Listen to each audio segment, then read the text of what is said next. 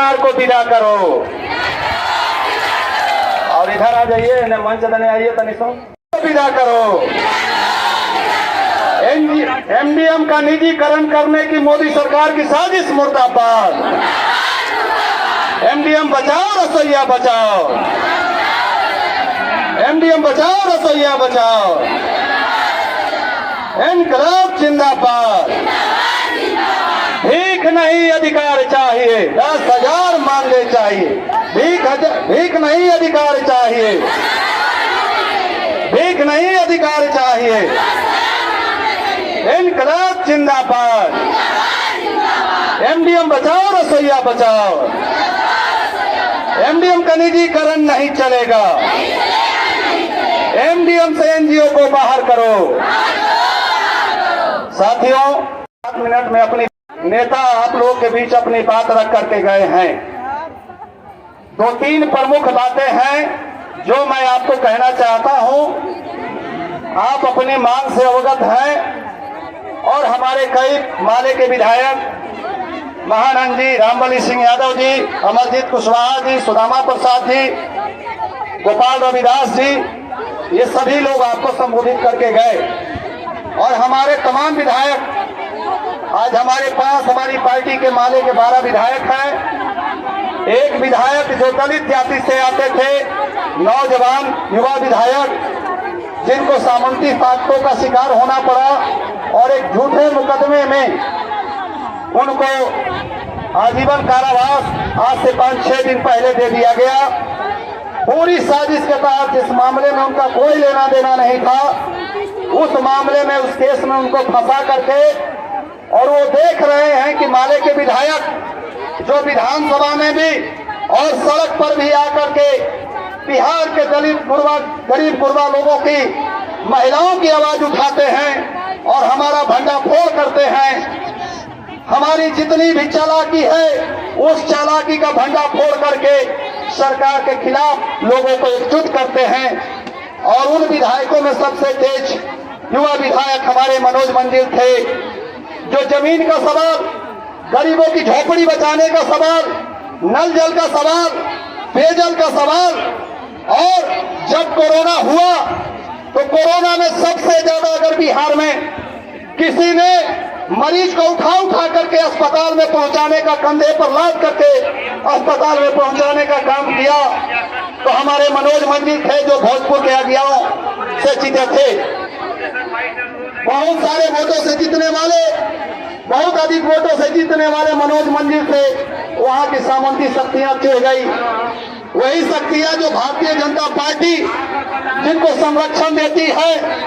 और मनोज मंजिल जी का सबसे बड़ा योगदान ये था कि गरीबों के बच्चे जो स्कूलों में पढ़ते हैं, जिनके लिए आप भोजन पकाती हैं, जिन दलित, पिछड़े, गरीब, गुरबे के बच्चे सरकारी स्कूलों में पढ़ते हैं, जिनके लिए आप भोजन पकाती हैं, आप पता कर लीजिए पूरे भोजपुर में तकरीबन 200 से ज्यादा बार, 250 के आसपास उन्होंने सड़क पर स्कूल आंदोलन चलाया। जो स्कूलें बंद थी, जहां पढ़ाई नहीं होता था, उन बच्चों को लेकर के, स्कूल के बच्चों को लेकर के सड़क पर स्कूल लगाना शुरू कर दिया। और पूरे भोजपुर में 250 से 300 स्थानों पर उन्होंने पूरा अभियान चलाया और उस अभियान का नाम दिया सड़क पर स्कूल चलाओ। तो भोजपुर में खोलना पड़ा, और जब स्कूलें खुली तो गरीब के बच्चे पढ़ने लगे और हमारी रसोइया बहनें वहां जाकर के खाना बनाने लगी। आज उस मनोज मंजिल को जेल में डाली है सरकार ने। हम आप लोगों से अपील करेंगे, एक बार मनोज मंजिल जी के लिए आप लोग नारा लगाइए, मनोज मंजिल को रिहा करो, मनोज मंजिल को रिहा करो। रसोइयों गरीबों की आवाज मनोज मंजिल को रिहा करो।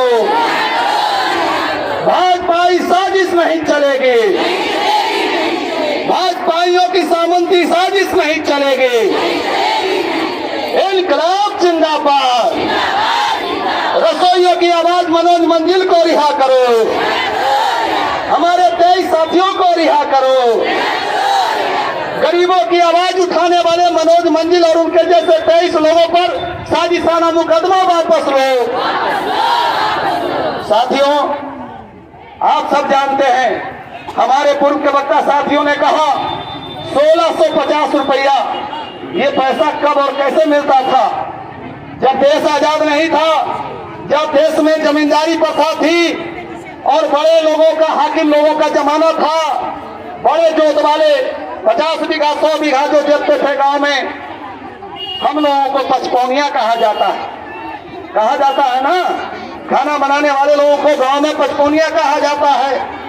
और उन पचपौनियों को जो गांव के बड़े लोग होते थे, जमींदार होते थे, ठेठ मिजाज वाले होते थे, वो मजदूरी तय नहीं करते थे। वो क्या करते थे? घर में खाना बनवा लिया, झाड़ू लगवा लिया, बर्तन साफ करवा लिया, सब कुछ करवा लिया और अंत में 5 किलो अनाज दे के विदा कर दिया, 2 किलो कच्ची अनाज दे करके विदा कर दिया। उसको हाथ उठाऊ कहते हैं कि जो हाथ में आ गया भोकड़ी में हाथ डाले, जेब में हाथ डाले और जे पैसा मिल गया 25-50 खुदरा जो भी 100-50 मिल गया, वही दे करके पचपौनियों को विदा कर दिया जाता था।